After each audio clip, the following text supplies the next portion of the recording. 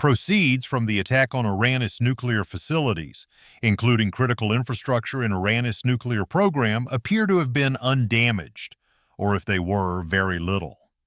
The flow of nuclear material and now, frankly, the future production of nuclear weapons by Iran will continue. Some countries are willing to provide Iran with nuclear weapons directly. Israel is under attack. There are explosions. People are panicking. The United States is embroiled in a new conflict with a high probability of a ground operation. The political regime in Iran is still entrenched, perhaps even stronger.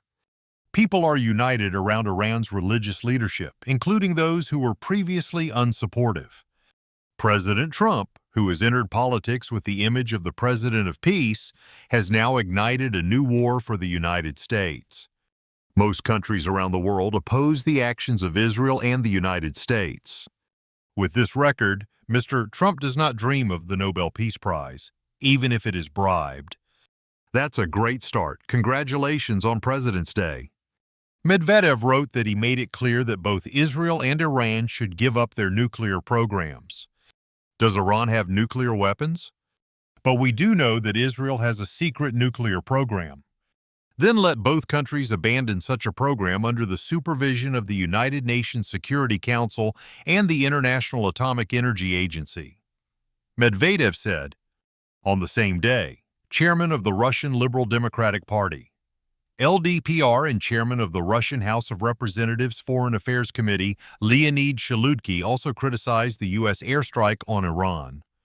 According to Shaludky, there is no military justification for the U.S. actions, and this is absolutely unacceptable under international law. The consequences of this escalation risk going beyond the region.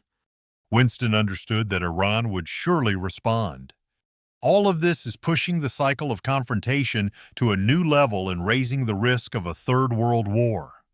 Shaludky wrote on Telegram that a series of warnings from Russian politicians were not only aimed at criticizing the U.S. military action, but also raised questions about the restraint and long-term intentions of the parties involved. The U.S. has said it will decide whether to act or not within the next 2 weeks. However, it seems that Israel, despite being pumped by the American father, still does not succeed in standing in front of a large, crowded Iran. And what's important is that there's a nuclear bomb.